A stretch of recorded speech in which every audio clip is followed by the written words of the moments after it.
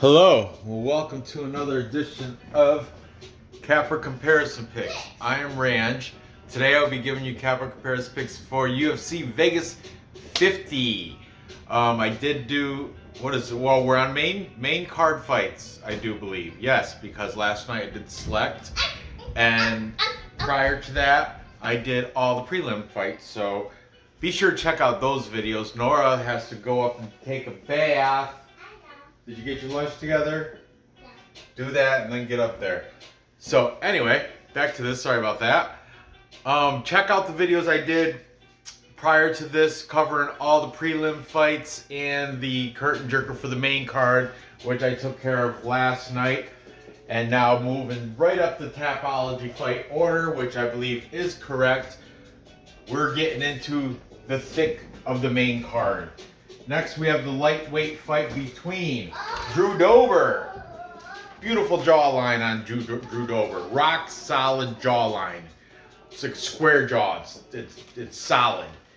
Taking on T-Rex Terrance McKinney. Terrance McKinney riding that hot momentum coming off that first round submission win over Roberson like 2 weeks ago or a week ago or something.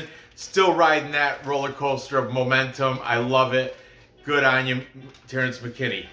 But this is going to be an interesting fight. Okay, let's look at Drew Dober as the double-digit losses. Drew Dober, 23-11. Yet, still, surprisingly, the favorite. Why? Because McKinney's on short notice. But really, is it? I mean, he's fight ready. He cruised through Ziam without taking any damage like a week or two ago. He's still, just keep the training up. He's ready. Terrance McKinney coming in with a record of 12 and only 3 losses. And he's an underdog plus money. Man, that is appealing. But let's talk about the favorite first. Drew Dober, 33 years old. Terrance McKinney, 27 years old. 33, 27. Okay, Drew Dober is coming off a loss to Brad Riddell. Brad Riddell, decent, was he New Zealand kick from City Kickboxing? He's a decent fighter, but so can't take much of a unanimous decision loss. Before that, he lost to Islam Makhachev, who a lot of people are looking at Islam Makhachev as the next lightweight champion in the making. So also can't take a lot from that loss. He got arm triangled round 3. But Islam, he's been playing with his food like that. He can do that. He can play around with you for round 3, or if he wants, he can probably take care of business round 1. It's all up to Islam. However he wants to beat you, he will do it as such.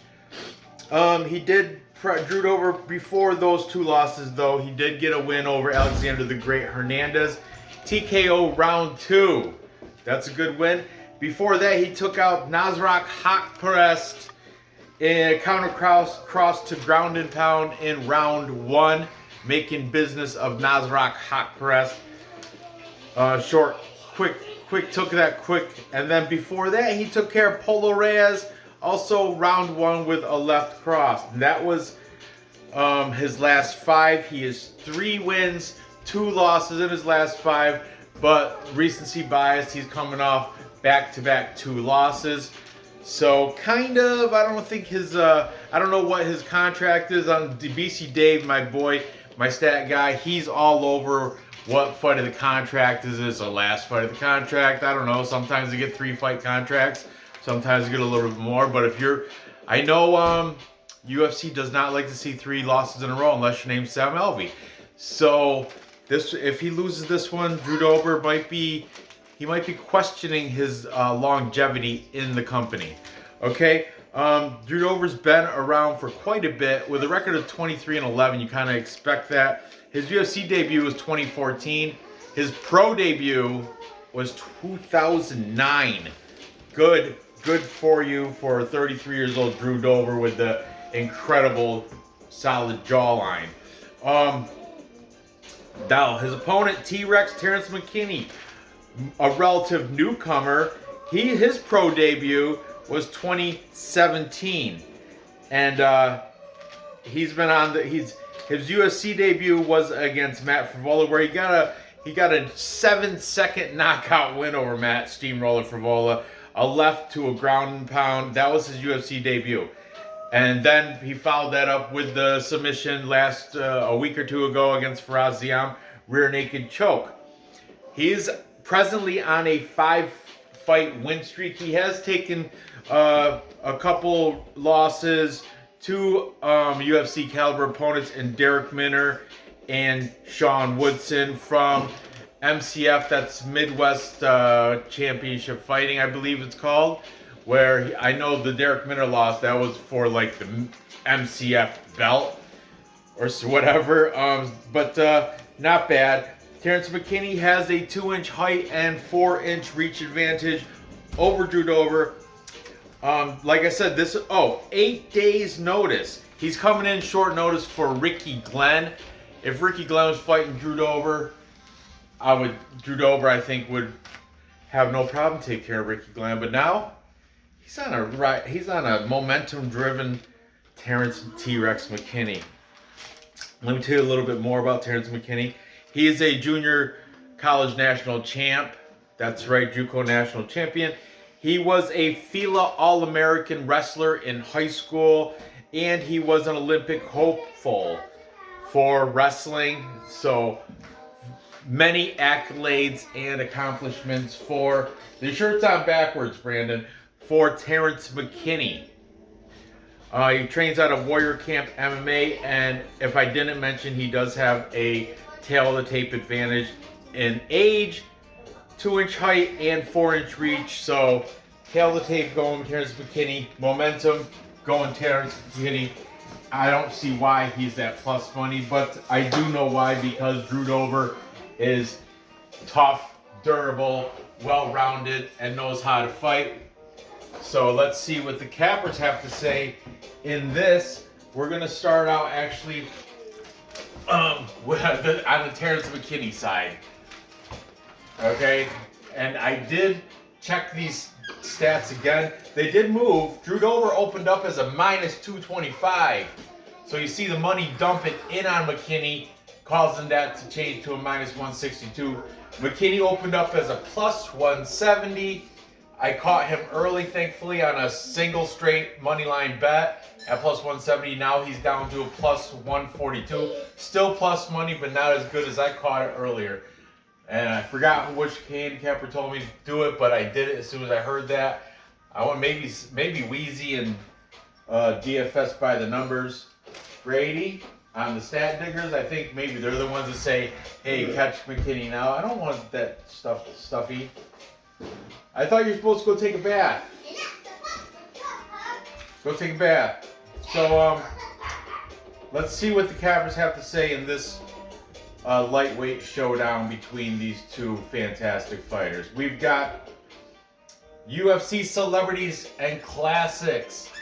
Vlad the Bulgarian Cowboy. Celebrities and classics. His original bet is fight does not go the distance, but taken aside, he's going to lean with Terrance McKinney. Okay? Then we've got the perfect parlay pursuit. Luke, Dan, and Alex all in agreement, making this triple P certified pick. I think they have a fantastic, 60-something% win rate on all triple P certified picks. That's fights that all three of them agree upon.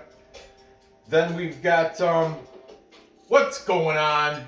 Bleed MMA also taking the underdog in Terrance McKinney. Crazy, right? And we've got Die Hard MMA podcast. This week, Clint had the guest Liam Picks Fights. Follow him on Twitter at Liam Picks Fights. Liam is also like a BJJ practitioner. He goes to grappling tournaments. He's kind of like the insider guy. He knows about this stuff from the fighter's point of view. So check out Die Hard. The link will be in the description. Check out the channel, and then from there you can follow Liam if you'd like to. Both these guys are, Clint is taking McKinney by submission. Liam is leaning that way. but not a very confident pick on his side. And finally, we've got fight night picks. Matt and Craig Allen.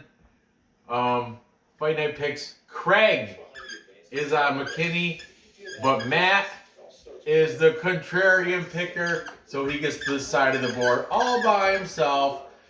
Fight night picks. Matt Allen is taking Drew Dober to get the victory here, and he is the only one taking the favorite. It happens once in a blue, but I didn't expect to happen in this one. But I'm with. I don't know what I'm with it. I mean, short notice, yeah, but I think it's for his advantage. Like, he's not missing a beat. He just come off that win against Farazian, carrying that momentum over, and he's gonna use his same aggression. And now he showed he's got submissions in his back pocket. You already know from his accolades he's got better wrestling. Drew Dober is well-rounded, and if it stands, they both can bang. Drew Dober has, like I said, he's got that sharp jawline, and it's a tough jaw. It's not glass. He's very durable. So I think McKinney's going to get the win. I just don't know if it's going to be, let's see. He got the ground and pound in 7 seconds against Matt Frivola. He's got the rear naked choke recently against Farazian. Drew Dober, though, he's been getting arm triangled. He lost in the unanimous decision. His wins, ground and pound, left cross. His wins are all stand-up, TKO, stand-up striking victories. So I'm going to take McKinney, and I think he's probably going to get it done. I think maybe decision, or I want to say decision or submission. Or screw it, we'll go submission here. I like his wrestling accolades, and I like that he's coming off a submission win over Farazian. I think he was comfortable with it, sliding that rear naked choke. I think Drew Dober will be a good test for him, will challenge him on the ground, and that's where McKinney will turn it on and get that submission over Drew Dober.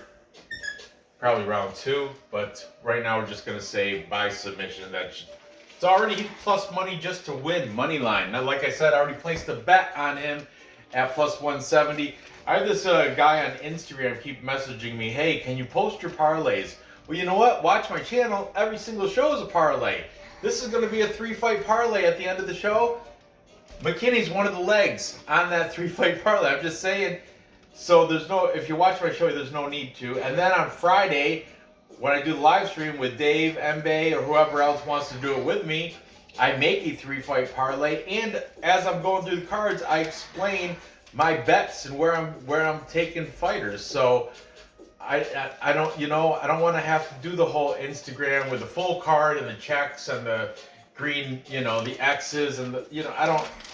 I like that, and I think it's cool, but I don't know. I'm not that computer savvy. I don't really want to take the time to learn. I'm lazy when it comes to that stuff. Just watch the videos and you'll get the answers. So, moving on. Next, we have the mirror match. I say the mirror match because these guys mirror each other, as in the attributes. They're both the same age, 32 and 31 years old, respectively. We got Khalil Rountree, 32, and Karl Roberson, 31. These guys, the lines have swapped. Karl Roberson opened up as a underdog, slight underdog. He was like plus 105, I think. Now he's the slight favorite, minus 111. Khalil Rountree started as the slight favorite at minus 125. Now he is less favorite. He's the underdog, actually, slight underdog to Roberson. It's a coin flip fight, but still, now he's at minus 102. So lines have moved because the sharps and the bettors are noticing Roberson has something that Khalil Rountree does not, and that is debatably a ground game, takedowns, and a little bit of action down on the ground. Okay, so let's talk about Baby K. Karl Roberson, the now favorite. He was underdog, now he's favorite. coming in with a record of 9 wins, 4 losses as a professional. He's coming up from middleweight to 205. I don't know if that's a good move or not. I suppose he doesn't like to struggle to make the 185 middleweight weight class, so that's why he's coming up, and I think he believes he's big enough to handle it up there with the light heavyweights. He's coming off back-to-back losses. He lost to Brandon Allen by heel hook, round 1. And prior to that, he lost to Marvin Vettori, rear naked choke, round 1. and they're saying he's the one with the ground game. Well, maybe compared to Khalil, Rountree, possibly. We'll get to that when we get to him. They're saying that because prior to that, he does have a win against Roman Kopylov, where he caught him in a rear naked choke, round 3. And you have not taken a bath yet? I'm getting something.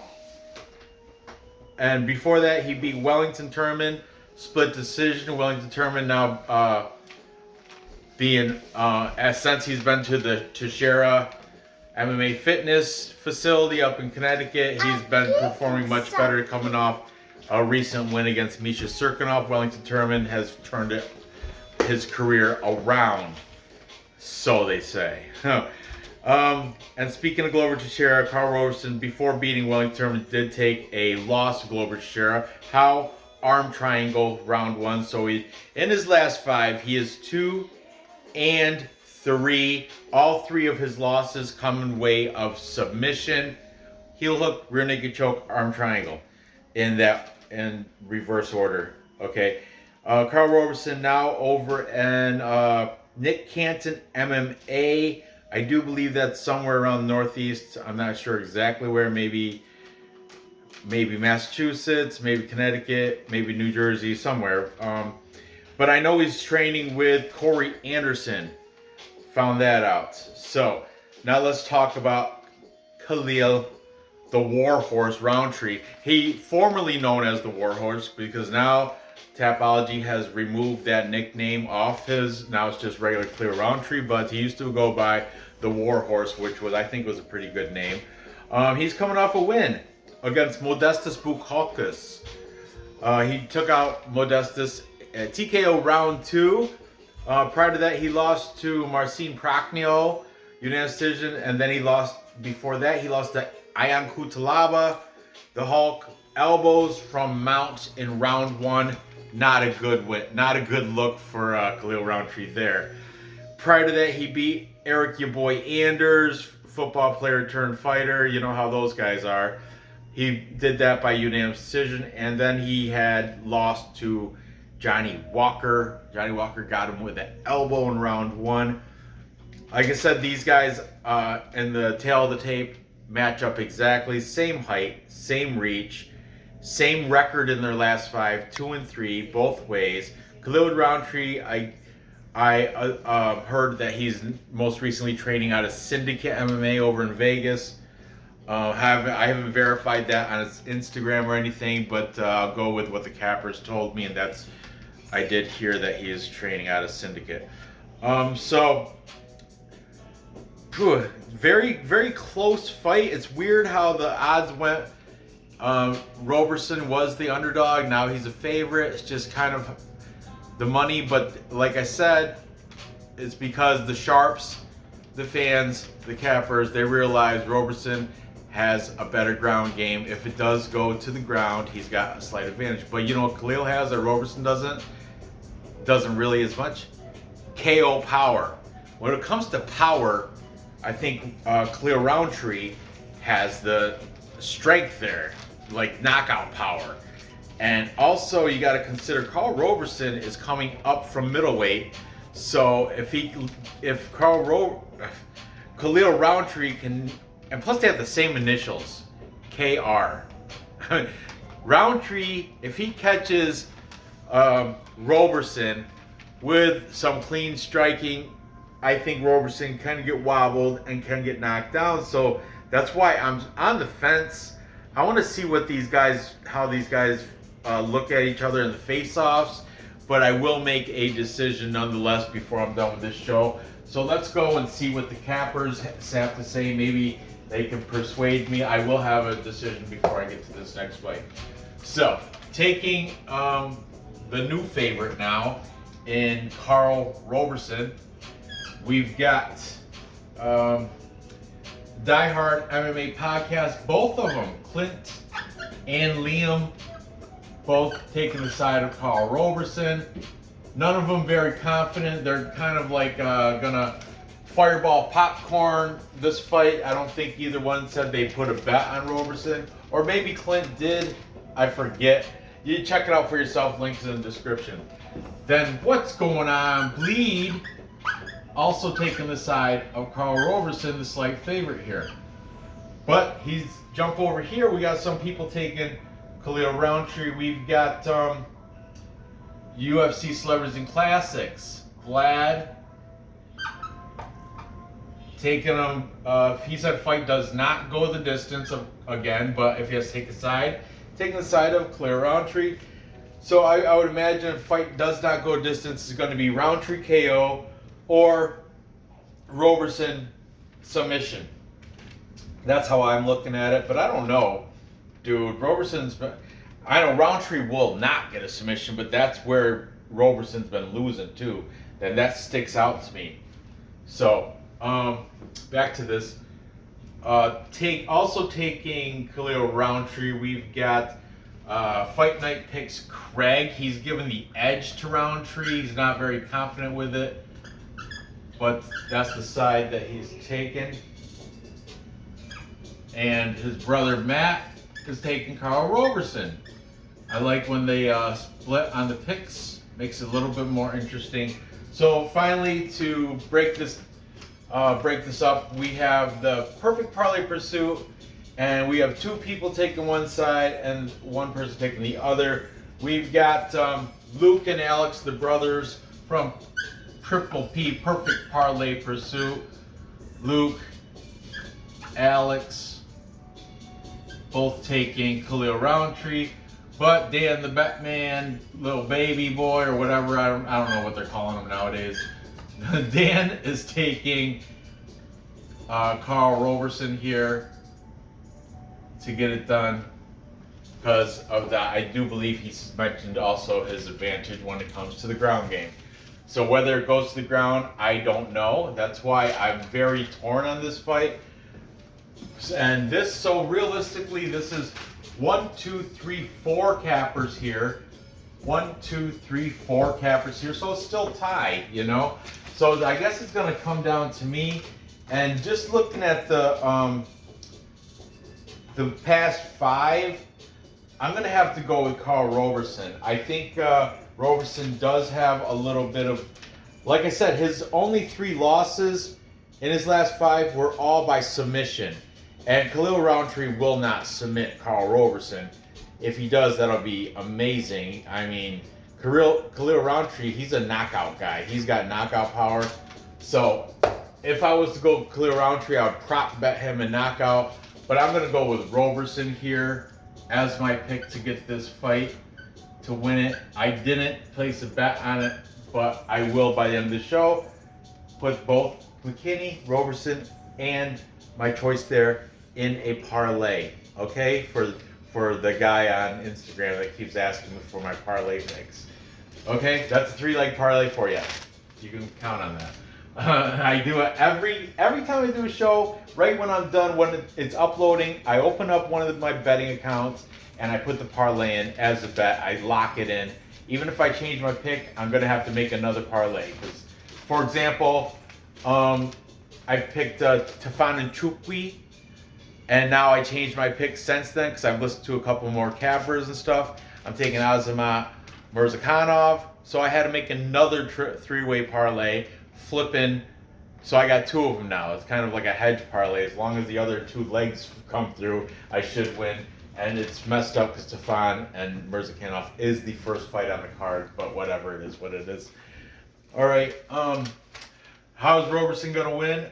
I think I want to say submission, maybe. But I don't know. Khalil Rountree, how's he lost? Unanimous decision, elbows from Mount, elbows round 1. I guess he doesn't like the taste of elbows, but is Karl Roberson going to be able to give him the elbows? He's winning by rear naked choke, and he beat Wellington Turman by split decision in his last 5. I'm going to say just by decision. Getting the ground control. I do think his path to victory is to get it to the ground. Rountree, not the greatest takedown defense, so Roberson should have success there. Blanket coverage, use a little bit of wrestling, use a little BJJ, try to work that for that rear naked choke or something. Rountree will be trying to defend it for most of at least 1 or 2 rounds, and judges will see that. Roberson had the control time, controlled the fight from beginning to end, winning a unanimous decision. Rountree might win round 1 if he manages to rock Roberson, but there you have it. Moving on. Next we have Bruce Leroy, Alex Caceres. Man, this guy's coming off a heater of I think he's on like a 5-fight win streak. He's hot, Alex Caceres. Even though he's 19-12, double-digit losses, can't deny that. But as of recently, turned it around. The hot fighter here, almost 2-to-1 underdog, plus 190. He's taking on Super Sodiq Yusuff. Sodiq Yusuff, 11 and only 2 losses. Ugh, hype is real. The hype is live there, and that's why he's a minus 230, over 2-to-1 favorite there. That's a big chunk of money you can have to lay down on Sodiq Yusuff to beat a guy that's streaking on 5-fight win streak. But let me tell you about Sodiq Yusuff, our favorite. Okay, he's coming off a loss to Arnold Allen, but Arnold Allen is a killer, a contender, and definitely putting his stamp on the feather. I think he's lining up for a fight against Dan Hooker, matter of fact. So Arnold Allen, no joke there. Prior to that, Sodiq Yusuff beat Andre Fili, unanimous decision. Before they beat Mowgli, Gabriel Benitez, ground and pound round 1. Beat Shaman Moraes, unanimous decision. And then before that, his UFC debut, he beat Suman Mokhtarian by a punch in round 1. The Nigerian is on a 4-1 of his last 5. Pretty good not win streak because he had that loss to Arnold Allen, but a pretty good last 5 for Sodiq Yusuff, the Nigerian, fighting out of Team Lloyd Irving from Maryland. Who else is from Lloyd Irving? I do believe Matt Semmelsberger, Semi the Jedi, also trains out of Lloyd Irving, and maybe another, or was it Matt? It was somebody else is on this card also coming out of Lloyd Irving. Maybe it was Miranda Maverick. I don't know, but somebody, I remember mentioning Lloyd Irving earlier during my breakdowns. So Sodiq Yusuff is 28, Alex Caceres is 33. So age not really a factor coming to featherweight. Alex Caceres, 1-inch height and a 2.5-inch reach advantage. Once again, that's not really a factor. He's only getting 1.25 inches per glove per hand, and 1-inch height, that doesn't really come to play for backpack. Alex Caceres, Bruce Leroy backpacked Sungwoo Choi in his most recent fight and got the rear naked choke round 2 after Sungwoo Choi. I had money on him. I was very salty. Sungwoo Choi rocked him the first round, and I was like, oh yeah, this is money in the bank. But then Alex Caceres came out round 2 and really turned it around, managed to get the backpack, riding along the backpack, body lock onto Sungwoo Choi and snuck his forearm in there, got Sungwoo Choi to tap on a rear naked choke. Congratulations, Alex Caceres. Prior to that, he beat Kevin Kroom, unanimous decision. Prior to that, Austin Springer, rear naked choke round 1. Really liking those rear naked chokes. Oh, let me mention, he did, in between all that, he, after Sungwoo Choi, he has had a grappling bout on Submission Underground where he won. The dude's been very active. and in grappling and MMA, and he's streaking as of lately. He's got his own facility he trains out of down in Miami, Florida. It's called the Hidden Locust, the Hidden Locust. Lotus, the Hidden Lotus, like lotus flower. And you go onto it, it's like tranquil, like Zen, like, and I think it's like says Hidden Lotus MMA and Zen BJJ or something like that. And he's like, it says something like mind, wisdom, body. I don't know, but it's kind of like that hokey, new wavy Buddhist based. It's cool, man. It's cool. I checked out the website they have, Hidden Lotus, Miami, Florida. And they only show one fighter, and that's Alex Caceres with his afro days, and Bruce Leroy shows a mid-punch and the Hidden Lotus. Check it out. It's pretty cool. So prior to Austin Springer's rear naked choke, he beat Chase Hooper, Chase Hooper is a one-trick pony, young kid. He only knows how to do BJJ, can't strike for nothing. And before they beat Ocho Steven Peterson. So like I said, 5-fight win streak. You'd be proud of every one of those fights. But Sodiq Yusuff, much stronger guy, better strength of schedule, beating the better opponents.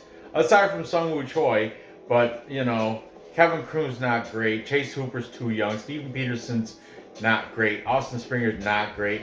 Gabriel Mowgli Benitez, better. Andre Feely, better.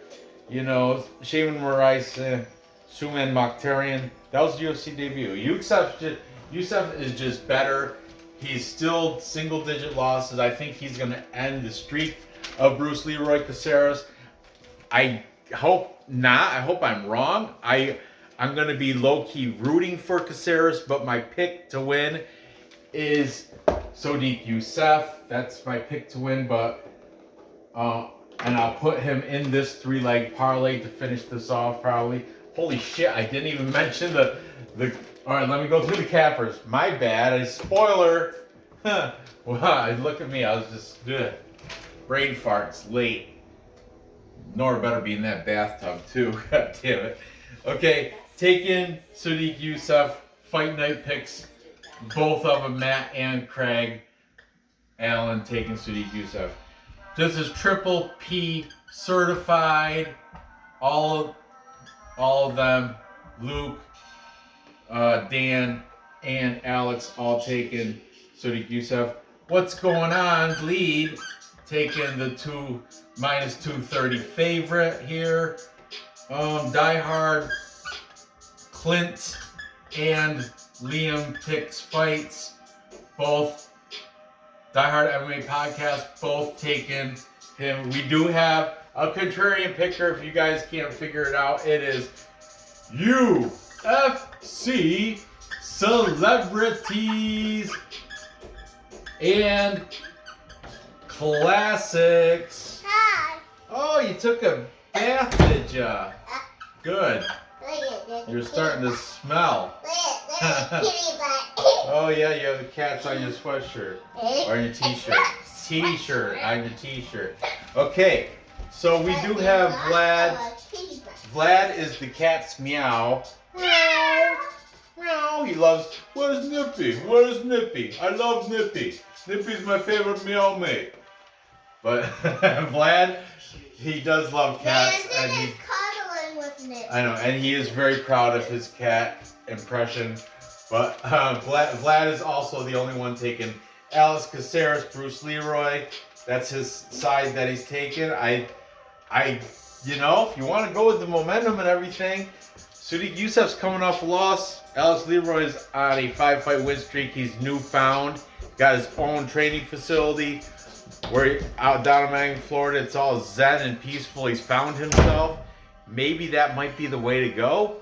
And I really do want to root for him, but for the parlay, my pick on Tapology will be Sodiq Yusuff to get the job done. He's just got a little bit more power. He's going to probably rock Alex Caceres. I'm saying decision after the judges see how he does with the striking. But I will, for the sake of hedge bets, put a hedge bet on Alex Caceres to get a submission victory. I think that's plus 1,000.